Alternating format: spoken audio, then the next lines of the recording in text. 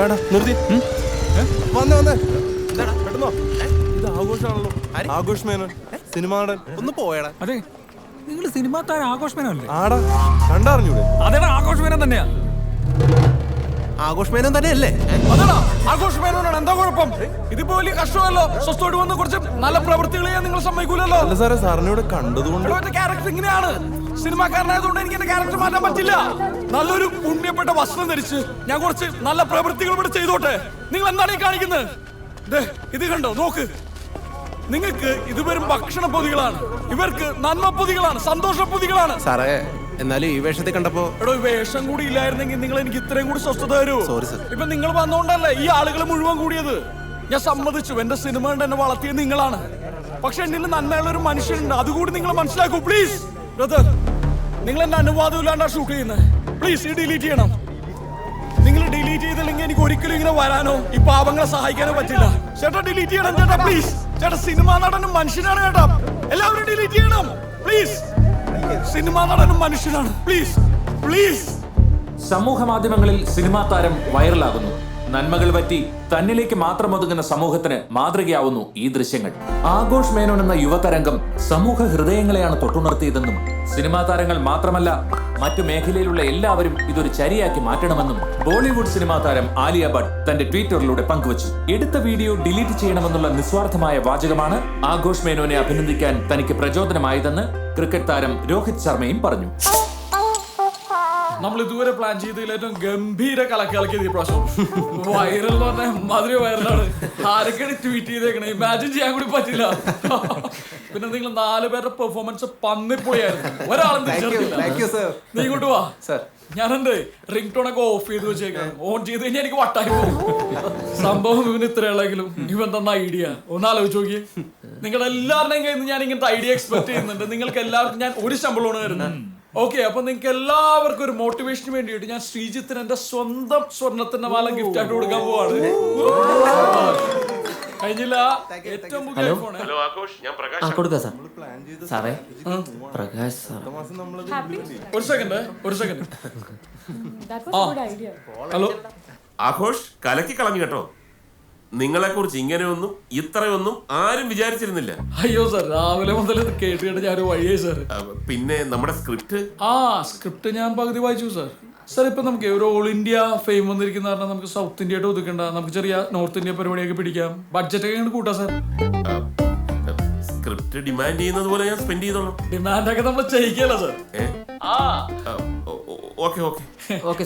ഒന്ന് ഹോൾഡ് ചെയ്യാം, കൊടുക്കാം. വിളിക്കണ്ടായിരുന്നു സാർ. ശ്രീശാന്ത്. ശ്രീ, നീ ബോളൊക്കെ മര്യാദയ്ക്ക് അറിയുന്നുണ്ടോ?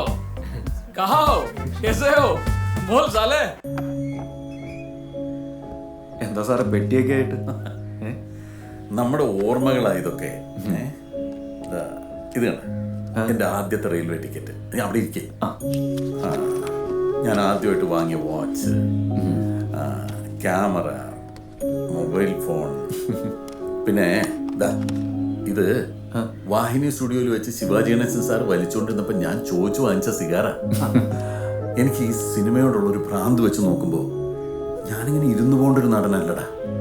മേക്കപ്പ് മാനും 1-2 പേഴ്സണൽ സ്റ്റാഫും ഒക്കെ എനിക്കും ഉണ്ടായിരുന്നു. 20 രൂപ കൊടുക്കേണ്ട അടുത്ത് 25 രൂപ കൊടുക്കും. അത് നസീർ സാറിൻ്റെത് പഠിച്ചൊരു ശീലമാണ്. സാർ എപ്പോഴും പറയും, നമ്മുടെ കൂടെ ഉള്ളവർ വളരുമ്പോൾ നമ്മൾ ഓട്ടോമാറ്റിക്കായിട്ട് വളരുന്നു. സാർ എന്തിനാ എന്നോട് വരാൻ പറഞ്ഞേ? നീ ഇവിടെ ബിവറേജസിൽ പോയിട്ടേ ഒരു ബോട്ടിൽ വാ. ആർക്ക്? എനിക്ക്. ശ്രീരഞ്ജനെ അറിയണ്ട കേട്ടോ. ഉവ്വ്. ഞാൻ ബോട്ടിൽ വാങ്ങിച്ചിട്ട് സാറെ കുടിച്ചത് തന്നെ. സാറേ, പ്രകാശ് സാർ എന്നെ ഇങ്ങോട്ട് വിട്ടത് സാറിനൊരു സഹായമായിട്ടാണ്. നീ വലിയ വർത്താനൊന്നും പറയണ്ട. വാങ്ങുന്നുണ്ടോ ഇല്ലയോ? ഇല്ല സാർ, സോറി.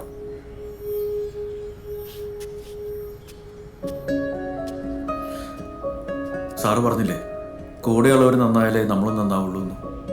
വെള്ളമടിച്ച് നന്നായ ആരെ എനിക്കറിയില്ല.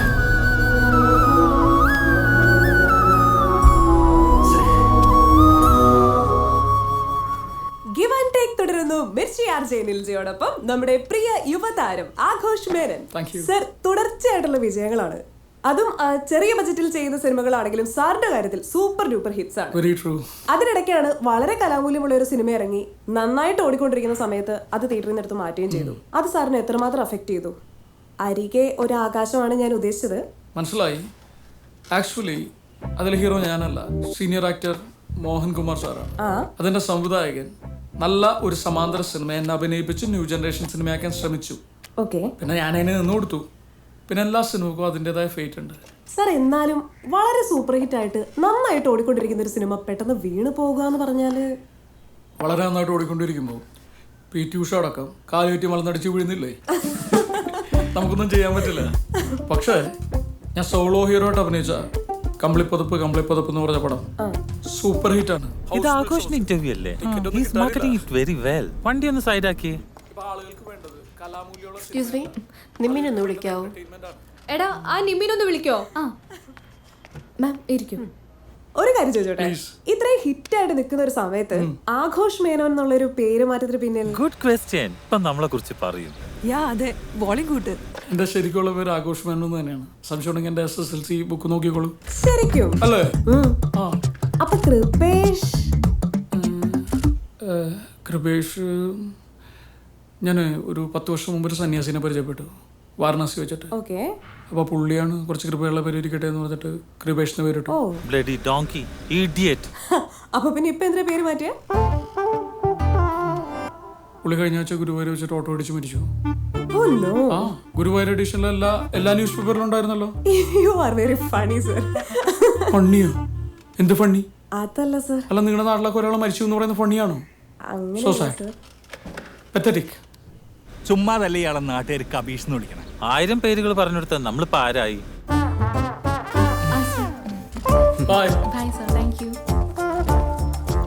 എന്താ എന്താ അല്ല, സാറിനോടൊന്നും പറയാൻ വന്നില്ലേ? സെൽഫിയോ മറ്റോ എടുക്കാനായിരിക്കും. എടുത്തോളൂ, നമുക്ക് ഗ്രൗണ്ടഡ് ആയിട്ടുള്ള ആളാ. എടുത്തോളൂ. നല്ല സാറാ. ഞാനൊന്നും ചോദിച്ചില്ലായിരുന്നല്ലോ. അയ്യോ, ഇത് മോഹൻകുമാർ സാറിന്റെ മോളല്ലേ? ഏത് മോഹൻകുമാർ? സാറേ, സാറിന്റെ കൂടെ സിനിമയിൽ അഭിനയിച്ചില്ലേ? അന്നൊരു സീക്കുട്ടിയെ തിയേറ്ററിൽ വെച്ച് കണ്ടായിരുന്നു. എന്നിട്ടാണോ ഒരു പരിചയമില്ലാത്ത പോലെ വടി ഒഴുകിയ വിളിക്കുന്നത്? അതെ. എന്താ കുട്ടി പടന്മാരെ പോലെ സാർ ഭയങ്കര അപ്സെറ്റ് ആയിരിക്കുമല്ലേ? അയ്യോ, എനിക്ക് ഒറ്റ കാര്യം കൊടുത്തിട്ട് സങ്കടമുള്ളൂ. ഒരുപാട് പടങ്ങൾ കമ്മിറ്റ് ചെയ്തിട്ടുണ്ട്. ഞാൻ സാറിനെ റെക്കമെൻഡ് ചെയ്യാം. അല്ലേ? സാറ് വെറുതെ പറയത്തില്ല, റെക്കമെൻഡ് ചെയ്യും. എത്ര പേര് അതുപോലെ രക്ഷപ്പെടുത്തി. So nice meeting you. Convey my condolences to your father. അതാണ് മതി. Thank you. എന്റെയും കൂടി പറഞ്ഞേ കേട്ടോ. സാർ എന്നെ പിടുത്തോ സാറേ കയറി പിടിച്ച്? ആ പിടുത്തം ഇനി അങ്ങോട്ടൊന്ന് മുറുകെ പിടിച്ചൂടെ? മനസ്സിലായില്ല. കല്യാണം കഴിക്കാൻ പറ്റിയ കുട്ടിയാ സാർ. സാറ് വെറുതെ ആ ബ്രൈറ്റിയുടെ പുറകെ നടന്ന് സമയം കളയാതെ അങ്ങനെ എന്തെങ്കിലുമൊക്കെ നോക്ക്. കാണാനും തിരക്കേടില്ലല്ലേ? തറവാടി, ഉഗ്രൻ. പിന്നെ ഒരു സിനിമാ നടന്റെ മോളെ മറ്റൊരു സിനിമാ നടന് കല്യാണം കഴിക്കാം. അപ്പൊ ഒരു വലിയ സിനിമാ ഫാമിലി ആവില്ലേ? ഞാൻ സംസാരിച്ചോ? അയ്യോ വേണ്ട, ഇപ്പൊ കറക്റ്റാണ്. ലാസ്റ്റ് സാറ് ഇംഗ്ലീഷ് കൂടി പറഞ്ഞപ്പോ അവള് ഫ്ലാറ്റ് ആയിട്ടുണ്ടോ?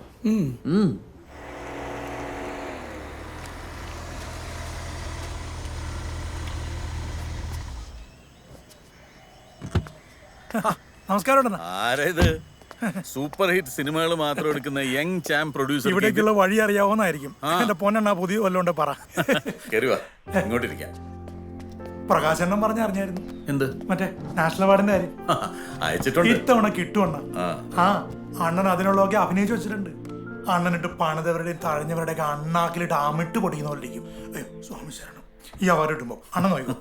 അണ്ണൻ ഞാൻ പിന്നെ വന്ന കാര്യം പറയാം. വരുന്നതിന്റെ പിന്നത്തെ ഞായറാഴ്ച എന്റെ പടത്തിന്റെ 100ാം ദിവസം സെലിബ്രേഷനാണ്. അണ്ണനും ശ്രീകുട്ടിയും വരണം. പിന്നെ മെയിൻ ആയിട്ടുള്ള കുറച്ച് പേർക്ക് മെമന്റോയും കൊടുക്കണം, ആശംസയും പറയണം. എന്തിനാ ചിരിച്ചത്? അല്ല, ഇത്രയും കാലം ഞാൻ ഇവിടെയൊക്കെ തന്നെ ഉണ്ടായിരുന്നു. ഇങ്ങനെ ഒരു പരിപാടിക്കും എന്നെ ആരും വിളിച്ചിട്ടുമില്ല, ഞാനൊന്നും അറിഞ്ഞിട്ടുമില്ല. അണ്ണാ, സിനിമയില് നമ്മൾ ഇപ്പൊ എന്താന്നുള്ളതിനല്ലേ പ്രസക്തിയുള്ളൂ. കഴിഞ്ഞ കാലമൊക്കെ പറഞ്ഞോണ്ട് കുറെ പേര് ഇരിപ്പുണ്ട്. അണ്ണൻ അങ്ങനെ ആവല്ലേ. ഇത്തരം പരിപാടികൾക്ക് വരുമ്പോഴാണ് നമ്മൾ ലൈവായിട്ടുണ്ടെന്ന് ആൾക്കാർ അറിയൂ. നമ്മളായിട്ടുണ്ടാക്കാതെ നമുക്ക് ഒരു കളറും സിനിമ തരത്തില്ല. ശരിയാ, ഞാൻ വരണേ. അതാണ്.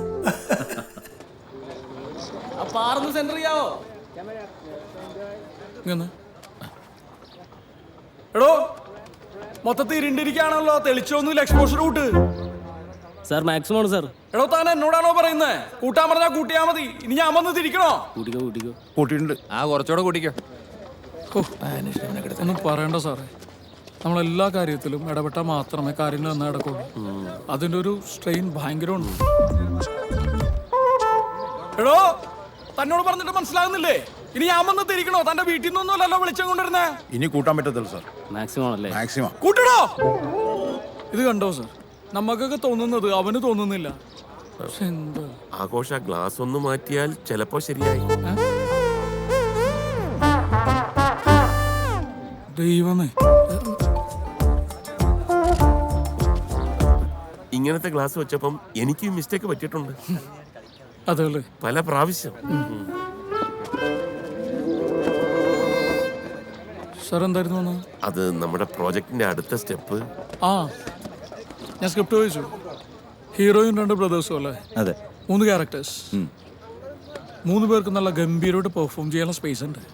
തിയേറ്ററിൽ ഏത് ക്യാരക്ടർ വർക്ക്ഔട്ട് ആവും നമുക്ക് പ്രഡിക്റ്റ് ചെയ്യാൻ പറ്റില്ല. ആഘോഷം നല്ല ഡീപ്പായിട്ട് സ്ക്രിപ്റ്റ് വായിച്ചിരിക്കുന്നു.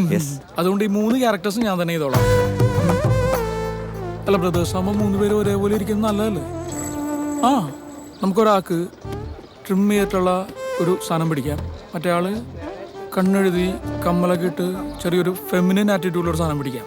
ഞാൻ ഇതുവരെ ചെയ്തിട്ടില്ല, അപ്പോൾ അതൊരു വെറൈറ്റി ആയിരിക്കും. എൻ്റെ ഫാൻസും ഹാപ്പി ആവും അല്ലേ? ശിവാജി ഗണേശന്റെ ദൈവമകൻ സാറ് കണ്ടല്ലേ? കണ്ടിട്ടുണ്ട്. അതാണ് എൻ്റെ മനസ്സിൽ. അയ്യോ, അത് ശരിയാവില്ല. അല്ല, പേടിക്കണ്ട, 3 തന്നെ ചെയ്യാം. ഞാൻ ആക്ടിങ്ങിൽ പൊളിച്ചോളാം. കമലഹാസനൊക്കെ ഒരു ഒറ്റ സിനിമ തന്നെ 10-20 ക്യാരക്ടേഴ്സ് ചെയ്യുന്നില്ല, പിന്നെന്താ? ഗംഭീരമായിരിക്കും സാറേ. അതാകുമ്പോ നമുക്ക് തമിഴിലും കന്നഡയിലും ഒക്കെ ഡബ് ചെയ്ത് ഇറക്കാൻ ചെയ്യും. സാറിന് ഇപ്പൊ അവിടെ നിന്നൊക്കെ ഒരുപാട് എൻക്വയറി വരുന്നുണ്ട് ഇല്ലേ സാറേ? ഒരുപാട്. ഓക്കെ ആണെങ്കിൽ നമുക്ക് ഇമീഡിയറ്റ് ആയി പടം തുടങ്ങാം. ഞങ്ങളൊന്ന് ആലോചിച്ചിട്ട്. സാറിനായതുകൊണ്ട് ഒരു ഓഫറും കൂടി ഞാൻ തരാം. 3 പേരുടെ വേണ്ട, 2 പേരുടെ റെമ്യൂണറേഷൻ തന്നാൽ മതി. എന്തൊരു ഓഫറാ സാറിന് കിട്ടിയേക്കുന്നേ? 2 എടുത്താൽ 1 ഫ്രീ. അതാണ് സാർ ആലോചിച്ചിട്ട് പറഞ്ഞാൽ മതി. ശരി മോനെ, നടക്കട്ടെ. എവിടെ ഡയറക്ടർ? ഇവിടെ ഉണ്ട് സാർ. വേഗം വിളിക്കാൻ, എനിക്ക് റിയാലിറ്റി ഷോന് പോകാനുള്ളതാണ്. എന്ത് പറയുന്നു സാർ? ഇതിലും ഭേദം നമ്മുടെ സ്ക്രിപ്റ്റ് വല്ല റെയിൽ പാളത്തിലും വെക്കുന്ന. ആലോചിച്ചു കഴിഞ്ഞോ സാർ?